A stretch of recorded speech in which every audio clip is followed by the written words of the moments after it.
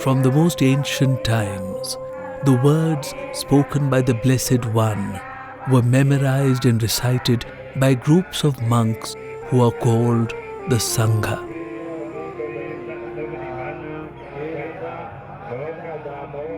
Sangha in Pali and Sanskrit means an assembly or community.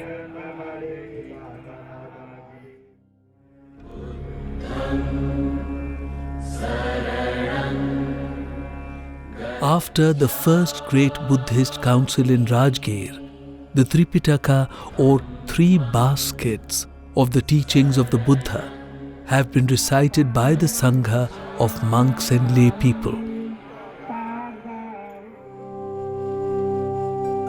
This has formed a continuous tradition that has kept the Buddhist teachings alive and vibrant through the hundreds of years that have passed since ancient times. At all the councils that followed, this task of preserving and establishing the Buddhist teachings has been a central theme. These ancient wisdom teachings continue the tradition right from the time when the Buddha taught to the present day.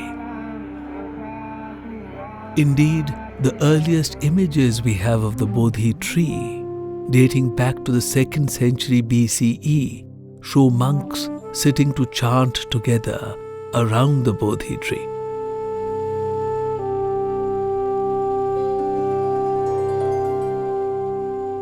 Bodh Gaya is the site of the great Mahabodhi temple, as well as many viharas from Buddhist countries such as Sri Lanka, Thailand and Myanmar.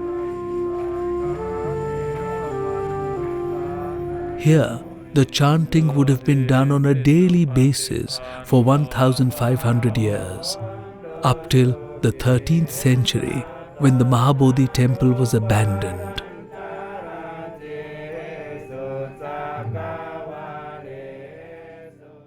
If we look back to the history of chanting, in the past, you may be aware of the Buddhist councils. At the Buddhist council, even at the first Buddhist council, there were 500 monks together chanting. It is known as Sanghiti. Sanghiti means reciting verses together with the majority of monks. So, at the same time many monks are engaging in reciting, then the strength of the blessing become higher and higher.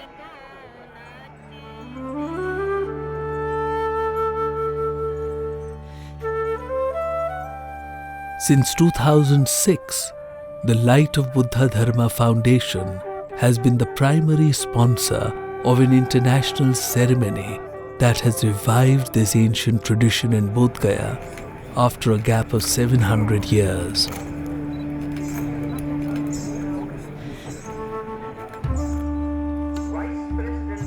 Now, in its 10th anniversary, the International Tripitaka Chanting ceremony brings together over 3,000 monks and their followers from 9 countries.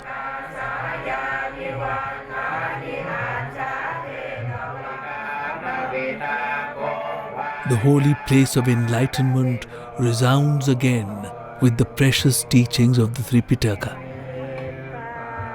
In Bodh Gaya, it's just incredibly filled with so much spiritual richness. Of course, we have the sacred Bodhi tree, we have the Mahabodhi Mahavihara, and the living Sangha, which is so precious. And so, since 18, coming to Bodh Gaya, especially to pay tribute to the Sangha, it's like the Buddha's voice comes alive at these sites, and it's a living tradition.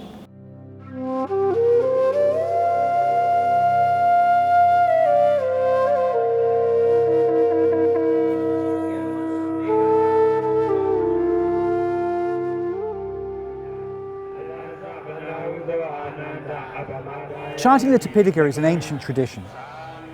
In Buddha's time, there was no writing, so all of the monks would learn what the Buddha taught through chanting the teachings. And indeed, if you look at the Tripitaka or any one of the ancient Buddhist writings, you can see they're designed for rhyming speech. They're actually designed to be recited. And the Tripitaka was only written down in the 1st century.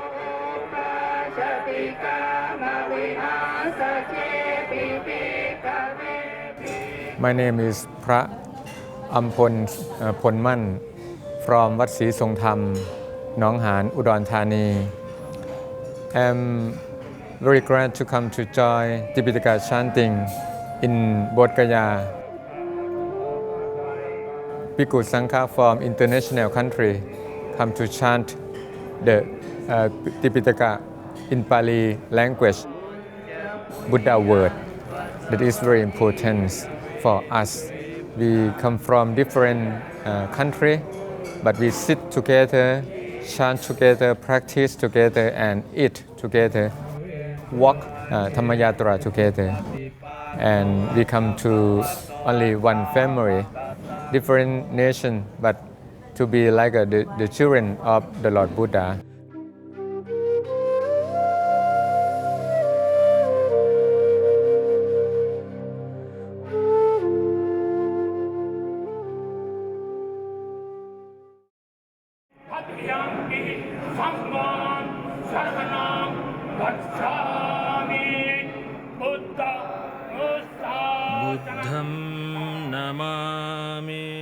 Building on the success of the gathering in Bodh Gaya, a second ceremony was initiated in Nagpur, center of Buddhist revival in the state of Maharashtra in India.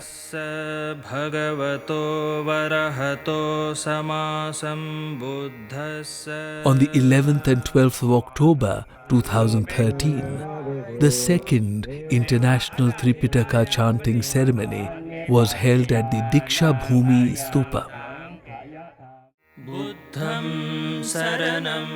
At that time, close to 500,000 people arrive in Nagpur from all parts of India to pay tribute to Dr. Ambedkar on the day when he converted to Buddhism. It was requested by the people from Maharashtra that the International Tripitaka Chanting ceremony could also be held in Nagpur at that time.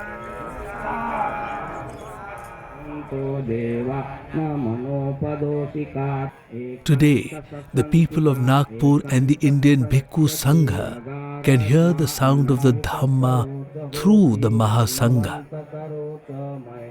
Today is the 57th Dhammachakra Pravartan Day.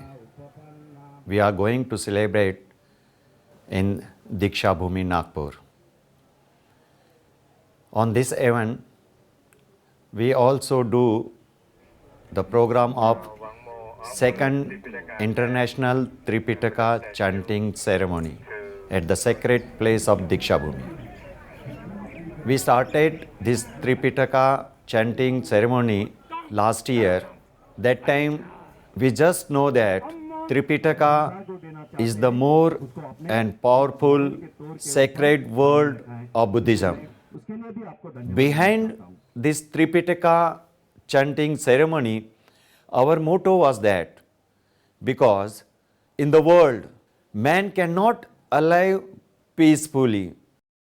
One man is battle with the others.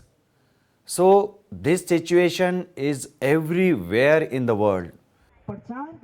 We definitely through this Tripitaka chanting not only give the message, but we will send the message in every corner of the world for peace, for world peace. And because of that only, Diksha Bhumi Smarak Samiti is also not only participate but involving as a partner for this International Tripitaka ceremony.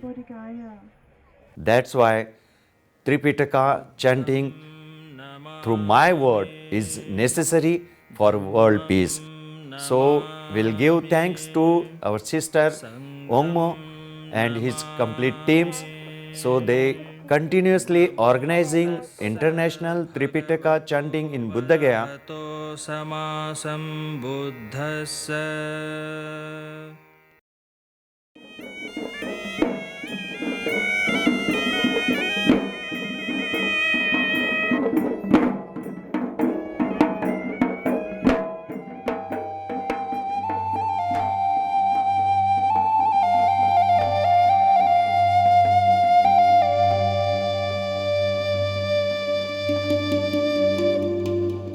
the Light of Buddhadharma Foundation International have been reviving the tradition of the chanting of the Tripitaka in Sri Lanka.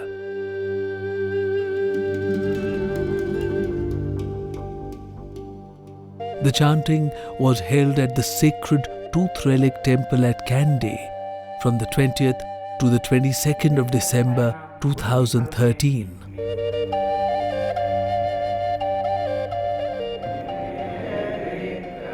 In Sri Lanka, it is now in its third year and has become an annual gathering when the sacred Tooth Relic Temple resounds with the teachings of the Buddha.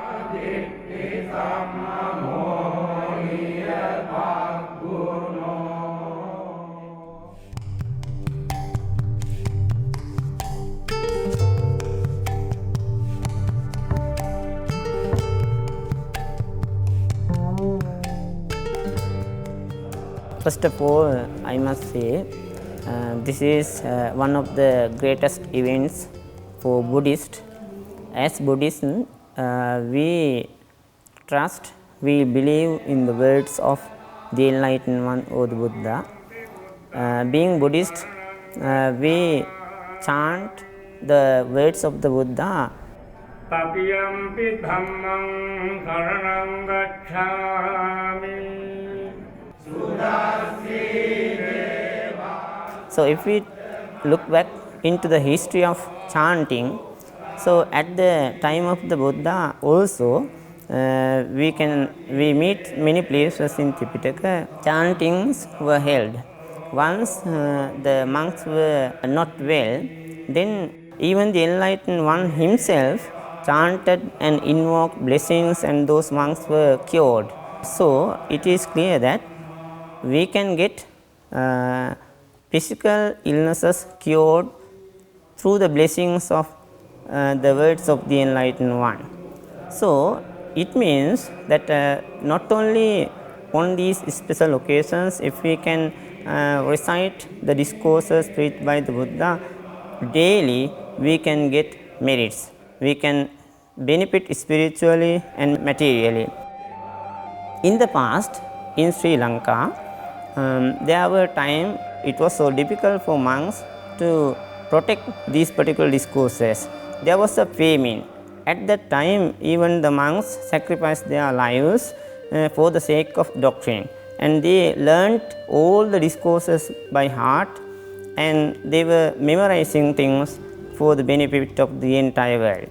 So finally, at Matale, they wrote those discourses in ola leaves. So we inherited, we were in a position to possess the entire doctrine preached by the Buddha. So the entire world benefited due to writing of Sri Lankan monks these discourses in ola leaves. So at present, we recite those discourses and we have distributed them to the entire world to get the blessings from the discourses. Our directress, Vanmo Dixit, has sponsored this chanting.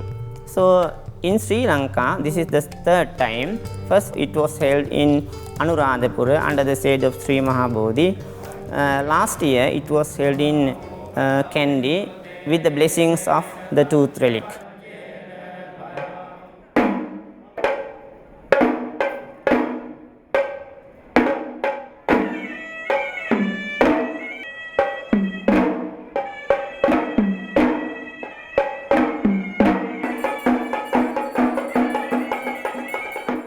Actually, this Tripitaka chanting ceremony, before we never heard in Sri Lanka. This is the Sri Lanka third time we are chanting, but we never do before like this.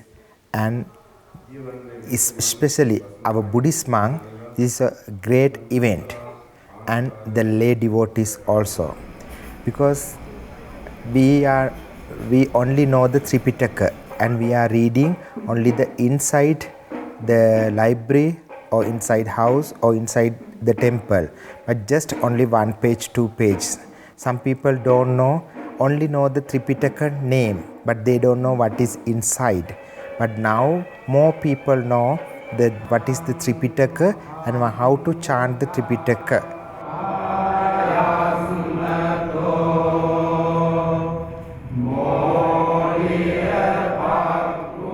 So near to that tooth relic palace, there is a special mandapa or the very historical hall here. Now we are doing the chanting here, that the special hall, in historical hall. In these days, now 120 bhikkhus are chanting these suttas. With this program, monks are reciting the discourses of the Tripitaka. Earlier, monks had gathered and recited some discourses like Mangala Sutta, Ratana Sutta, Karaniya Metta Sutta, some selected discourses. Those discourses are recited even at the temple level, even at the house level, but not the discourses that we are reciting now in this chanting. Through the chanting of the Tripitaka, the blessings of the teachings of the Buddha are spreading just as they did in ancient times.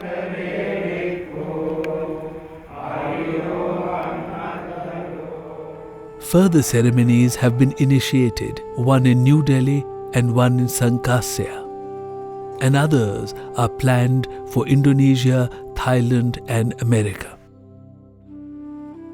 When we talk about the sound of the Dharma, it's something so precious and something that connects to both the body and the mind and the heart.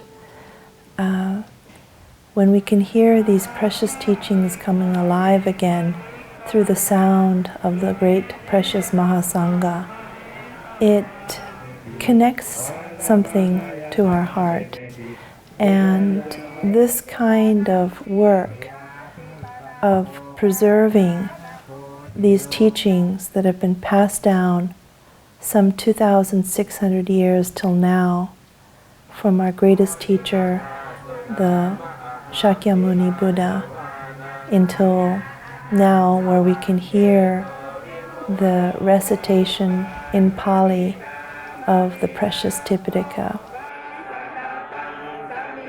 So what we've observed in Bodh Gaya, in Nagapur, in Sri Lanka, is the gathering of all of these venerable monks from all over Southeast Asia in very precious, sacred places. Bodh Gaya, the seat of enlightenment. In Sri Lanka, where we sat together at the seat of the relic of the Buddha. And in Nagpur, where, as I understand, is in the center of Mother India.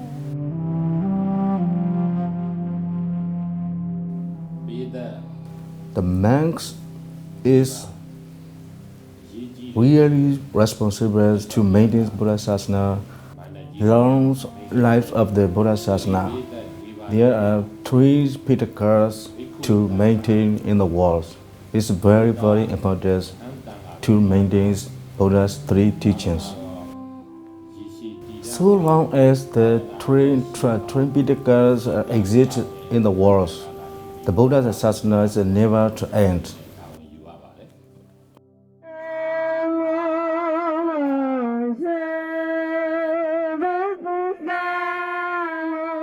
Actually, India is originally the native land of Buddhism. The Buddha was taught 84,000 chapters. Actually, Sangha is how important in our society.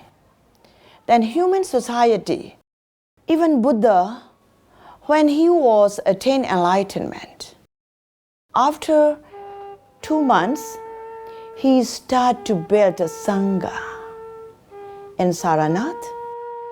And after rainy retreat, he has 60 disciples all attain arahantship. And then this is very most important messages from Buddha. You know, Saratha bhikkhave bahujana hitaya bahujana sukhaya. You have to go and help to all humans, all beings, to benefits and welfare to others. The Sanghas and Dhamma. That's why triple gems how important. Not only Buddham Saranam Gacchami, not only Dhamma Saranam Gacchami, but also Sangha Saranam Gacchami. So Sangha is including one of the most important of the triple gem. So our greatest teacher, the Lord Buddha Shakyamuni, when he passed on his teachings through the precious Mahasangha, we can now see and hear these teachings some 2,600 years until today.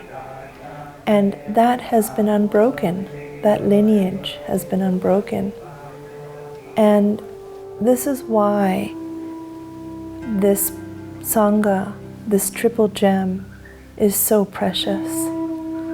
Because we are honoring not only the representation of our greatest teacher as a living example, but as the core body of his teachings that have been contained in the Dhamma.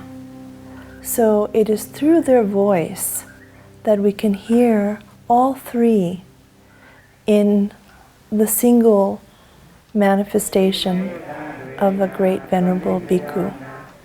So as a layperson, this is a precious and extraordinary opportunity to be able to serve and to be able to hear the sound come back alive, especially at places where they're very sacred. Bodh Gaya being one of them, Kandy being another, and more will come. As I understand, next year we're going to plan for Sangkasya, and in a few years from now in Indonesia, in Borobudur.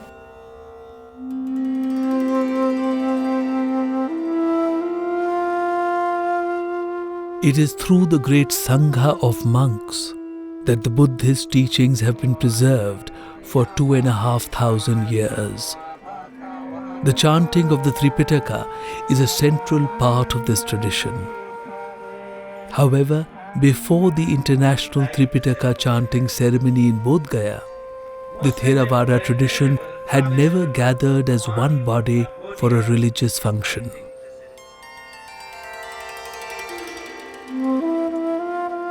Now these great assemblies are blessed by many Sangha Rajas and Sangha Nayakas, along with large numbers of monks from 10 countries who come to the Mahabodhi temple and to other locations. Building on this foundation, works have been undertaken to beautify Bodh Gaya and other sacred sites. New monuments and better facilities are also being created at the great sites of pilgrimage. 2 years ago, the Light of Buddhadharma Foundation International installed the first world peace bell on the Sripada mountain in Sri Lanka. It will offer gold leaf to this bell, along with gold leafing of the footprint at the top of the mountain. We have 4 things that we're doing. And the first one, of course, is to bring the monks to India, which I'm sure we'll talk about. But the second thing we've been doing is installing Dharma bells and trying to make public conveniences and trying to improve the amenities in the Buddhist sites of pilgrimage. An example is behind us, this bell here, which was installed, I think, it was 2006, I think, wasn't it? 2006, I think. And it's a great Dharma bell. It's a 5-ton bronze bell. Working closely with the International Tripitaka Chanting Council, Light of Buddhadharma Foundation India are now working towards the goal of training a new generation of bhikkhus in India. The message of the Buddha has always been spread through the example of the Sangha. The Sangha brings the people together to leave behind the turmoil and confusion of the material world, to find peace at the holy sites of Buddhism.